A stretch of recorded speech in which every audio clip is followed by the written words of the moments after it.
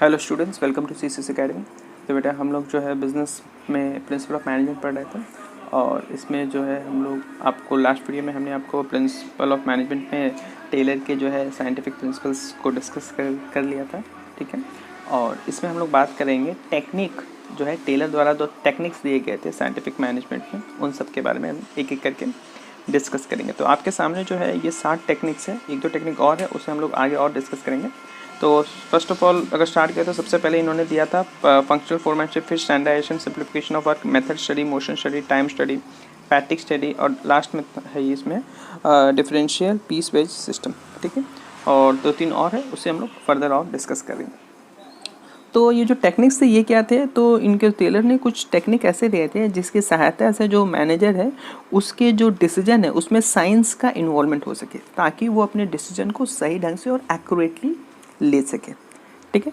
तो सबसे पहले बात करें तो फंक्शनल फोरमैनशिप आता है, तो ये क्या होता है। तो बेटा हमने आपको फर्स्ट लेसन में लेवल्स ऑफ मैनेजमेंट पढ़ाया था, इसमें हमने आपको बताया था टॉप लेवल, मिडिल लेवल और बॉटम लेवल, ठीक है, जो लास्ट लेवल था, ठीक है, या लोअर लेवल भी उसे बोलते हैं। तो यहाँ पर टॉप लेवल, मिडिल लेवल या लोअर लेवल जो था हमारा जो है लेवल्स ऑफ मैनेजमेंट में था। इस लोअर लेवल में जो है इनका जो है कॉन्टैक्ट किससे होता है, वर्कर से डायरेक्टली होता है, ठीक है। तो ये जो लोअर लेवल था ना, ये जो लोअर लेवल इनके और वर्कर के बीच में जो होते हैं कुछ बॉस जो है, कुछ बॉसेस या कुछ लोगों को रिक्रूट करके रखा जाता है, इन्हीं को हम लोग बोलते हैं फंक्शनल फोरमैन, ठीक है। तो इनको क्या बोलते हैं, इनको असली में फंक्शनल फोरमैन बोलते हैं, फंक्शनल फोरमैन, ठीक है। तो ये फंक्शनल फोरमैन कौन होते हैं, ये जो है वर्कर से इनका डायरेक्ट रिलेशन होता है, ठीक है। लोअर लेवल मैनेजमेंट के नीचे होते हैं और वर्कर के ऊपर होते हैं। ये लोग करते क्या है, ये वर्कर्स को बताते हैं कि काम कैसे होगा, ये रॉ मटेरियल को इकट्ठा करके उन्हें प्रोवाइड करते हैं, उन्हें टेक्निक बताते हैं कि कौन से टेक्निक से काम होगा, उन्हें इंस्ट्रक्ट देते हैं। तो ये सारी चीज़ें ये लोग करते हैं, क्लियर है। तो इसमें फंक्शनल फोरमैनशिप में 2 डिपार्टमेंट इन्होंने ऑर्गेनाइजेशन में क्रिएट किया, एक था प्लानिंग डिपार्टमेंट और एक था प्रोडक्शन डिपार्टमेंट। टेलर को ये लगता था कि वर्कर्स जो है must be free from burden of planning and they must concentrate on work and production. तो उनको ये लगता था कि ये प्लानिंग करना, ये टेक्निक को कौन सा इस्तेमाल करना, ये सब वर्कर्स का काम नहीं है, इनको सिर्फ प्रोडक्शन पर ध्यान देना चाहिए, ठीक है। तो इस चीज़ का बर्डन वर्कर्स पर ना पड़े, इस वजह से इन्होंने क्या किया, इन्होंने हर डिपार्टमेंट के अंदर जो है कुछ फंक्शनल एक्सपर्ट, कुछ अपने फील्ड के एक्सपर्ट्स को सुपरवाइज करने के लिए रिक्रूट करके रख दिया, ठीक है। और ये जो एक्सपर्ट्स होते हैं अपने अपने फील्ड के, ये लोग क्या करते हैं, ये लोग वर्कर्स को गाइड करते हैं, ठीक है। तो ये जो है अगर आप देखोगे प्लानिंग में, तो प्लानिंग में इन्होंने 4 हेड को रिक्रूट किया और प्रोडक्शन में 4 हेड को रिक्रूट किया। और ये 4 हेड जो थे ये अपने अपने फील्ड में ये एक्सपर्ट हुआ करते हैं।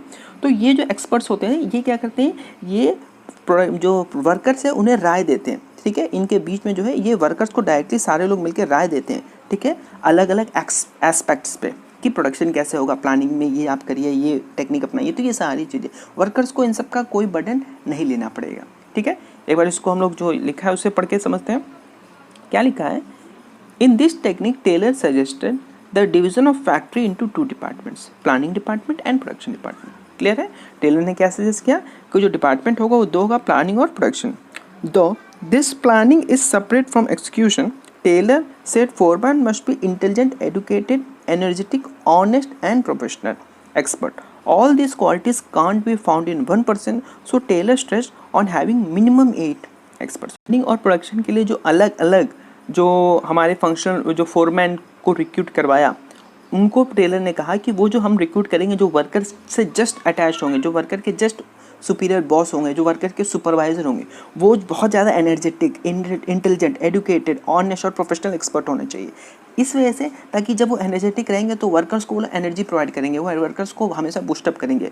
वो अगर ऑनेस्ट रहेंगे तो वर्कर्स के साथ ऑनेस्टली काम करा पाएंगे। वो प्रोफेशनल एक्सपर्ट होंगे तो अपने काम में जब अच्छी तरह से वो एक्सपर्ट होंगे अपने काम में, तो ऐसे केस में वर्कर्स को सही राय देंगे, सही डिसीजन लेने में उसको हेल्प करेंगे, ठीक है। तो टेलर ने ओवरऑल 8 जो है फोरमैन को जो है बताया कि 8 फोरमैन होना चाहिए और हर डिपार्टमेंट में जो होना चाहिए 4-4 फोरमैन होने चाहिए। अब ये देखिए, अब ये जो है ये आपको दिख रहा है, ये फंक्शनल फोरमैन का जो है ये डायग्राम है, ठीक है। प्लानिंग इंचार्ज होना चाहिए, प्रोडक्शन इंचार्ज होना चाहिए। प्लानिंग इंचार्ज में कौन कौन आता है, इसमें आता है instruction card clerk, route clerk, time and cost clerk, disciplinarian. फिर प्रोडक्शन में आता है speed boss, gang boss, repair boss, inspector. और ये सब मिलके वर्कर को क्या करते हैं, अलग अलग फील्ड में अपनी राय देते हैं। ठीक है, तो अब आप ये सोच रहे होंगे कि हम लोग जो है प्रिंसिपल ऑफ मैनेजमेंट में पढ़े हैं कि एक वर्कर का एक ही बॉस होना चाहिए। ठीक है, तो सही बात है, एक वर्कर का एक ही बॉस होना चाहिए, लेकिन ये लोग अलग अलग फील्ड के बॉस हैं। ये लोग अलग अलग फील्ड में वर्कर को राय दे रहे हैं। क्लियर है? अब देखते हैं एक एक करके हम लोग जो है समझेंगे। जो है जैसे हमने प्लानिंग में पढ़ा है instruction card clerk, route clerk और टाइम कॉस्ट क्लर्क, तो ये सब को एक एक करके हम लोग डिस्कस करते हैं और समझते हैं कि एक एक पॉइंट का मतलब क्या है। तो रूट क्लर्क क्या डिफाइन करता है, जैसे नाम देखो, रूट, रूट क्या होता है, रास्ता।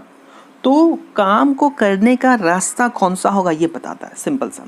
तो ये क्या लिखा है, determining the sequence of steps for completing a particular job और टास्क। तो कोई काम करना है तो उसको कौन कौन से तरीके से, वो कौन से तरीका है जिसके तहत वो काम किया जाए तो काम हो जाए, ये रूट क्लर्क बताता है।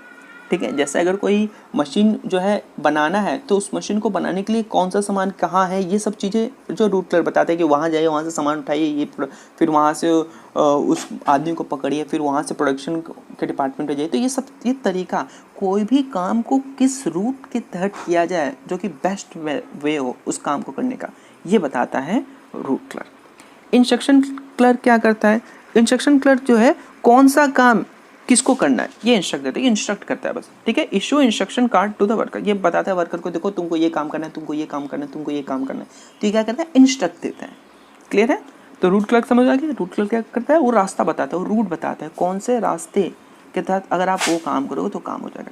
इंस्ट्रक्शन क्लर्क क्या बताता है, इंस्ट्रक्शन क्लर्क आपको इंस्ट्रक्ट करता है। इंस्ट्रक्ट क्या करता है कि कौन सा वर्कर कौन सा काम करेगा। फिर आगे जाता है टाइम और कॉस्ट क्लर्क। तो इसमें जो होता है दो है, एक है टाइम और एक है कॉस्ट। ठीक है, तो टाइम जो है इसमें क्या आता है, इसमें जो टाइम के अंदर वो क्या करता है कि वो टाइम मैनेजमेंट करना बताता है कि वर्कर जो है कम से कम टाइम में, जैसे ऐसा है कि 1 आवर में 1 प्रोडक्ट बनता है, तो वो बताएगा कि देखो 8 घंटे में 8 प्रोडक्ट बनना चाहिए। अगर कोई वर्कर 8 प्रोडक्ट नहीं बनाता है तो बताया देखो तुमने टाइम मैनेज सही से नहीं किया, तुमको इतने समय में इतना प्रोडक्शन करना चाहिए था, लेकिन तुमने तो किया नहीं। ठीक है, तो ये होता है टाइम क्लर्क। इसी तरह कॉस्ट क्लर्क क्या करता है, ये जो है कॉस्ट को बताता है कि कम से कम लागत में प्रोडक्शन कैसे हो, तो ये चीज़ वर्कर्स को बताता है। तो ये देखो, record the time taken for completing of A job and also prepare cost sheet for every job. तो एक जॉब को करने में कितना कॉस्ट लगा, एक वर्क को करने में कितना कॉस्ट लगा, तो ये सब चीज़ें भी ये रिकॉर्ड करता है और बताता है। अगला है डिसिप्लिनेरियन। ठीक है, तो ये क्या होता है, ऑब्वियस सी बात है, डिसिप्लिन को मेंटेन करता है कि जो है वर्कर्स जो है एक डिसिप्लिन वे में वहाँ पर काम करें।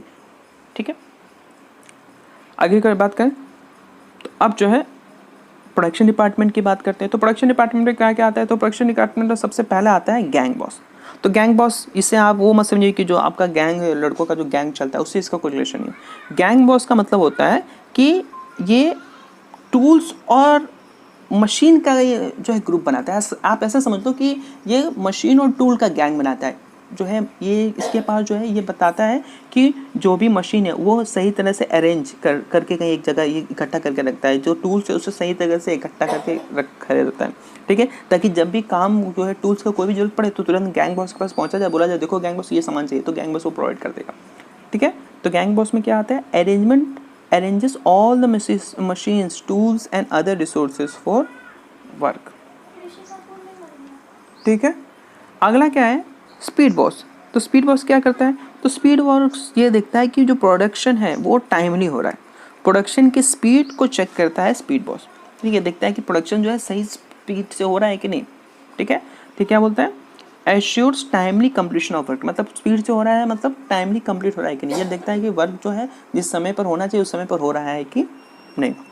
आगे रिपेयर बॉस, ऑब्वियस सी बात है, ये रिपेयर को मेंटेन करता है। ये देखता है कि कोई मशीन में खराबी आ गया, मशीन के मेंटेनेंस, ये सारी चीज़ें कौन देखता है, रिपेयर बॉस देखता है। फिर लास्ट में आता है इंस्पेक्टर्स। ये क्या करते हैं, ये keep check on quality control of the output. ये क्या करते हैं, देखो इंस्पेक्ट करते हैं। इंस्पेक्ट करना मतलब ये हमेशा देखते रहते हैं जो प्रोडक्ट बन के तैयार हो रहा है, ऐसा तो है नहीं कि घटिया या वेस्ट प्रोडक्ट बन जा रहा है, तो इसको ये लोग मेंटेन कर, उसको वो लोग चेक करते रहते हैं कि जो है प्रोडक्ट जो बाहर निकल रहा है, आउटपुट हो रहा है, वो सही है कि नहीं, वो स्टैंडर्ड क्वालिटी का है कि नहीं। क्योंकि अगर स्टैंडर्ड क्वालिटी का नहीं होगा तो ऐसे केस में क्या होगा, अगर स्टैंडर्ड क्वालिटी का नहीं होगा तो मार्केट में हमारे प्रोडक्ट बिक नहीं पाएंगे और ऐसे केस में जो है लॉस हो जाएगा। तो ये सारी चीज़ें ये देखते हैं।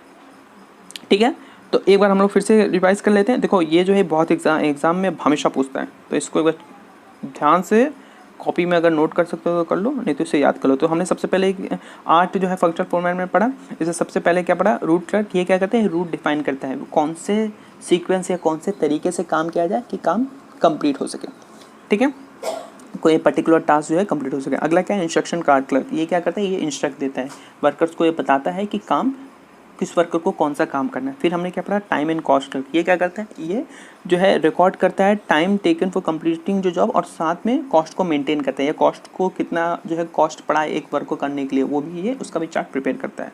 फिर डिसिप्लिनेरियन, ये क्या करता है, डिसिप्लिन इंश्योर करता है कि डिसिप्लिन है कि नहीं। फिर प्रोडक्शन डिपार्टमेंट पे क्या था, यहाँ पर गैंग बॉस था। गैंग बॉस क्या करता है, ये अरेंज करता है मशीन टूल्स, ठीक है, और अदर रिसोर्सेज को अरेंज करके वो इकट्ठा करके रखता है। फिर स्पीड बॉस क्या करता है, एश्योर करता है टाइमली कंप्लीशन ऑफ वर्क, जो है काम जो है सही समय पर हो जाए, ये इसको देखता है। रिपेयर बॉस क्या करता है, ये टेक केयर करता है मेंटेनेंस ऑफ मशीन, मशीन जो है उसको रिपेयर हो गया, मशीन में कोई खराबी आ गई तो उसको मेंटेन करता है। फिर आखिरी में क्या पढ़े थे हम लोग, इंस्पेक्टर्स। ये क्या करते हैं, ये चेक करते हैं quality control of the output, जो आउटपुट हो रहा है वो सही क्वालिटी का है कि नहीं, ठीक है। तो अगली वीडियो में हम लोग और भी प्रिंसिपल्स को जो हमारे टेक्निक्स है उसे डिस्कस करेंगे।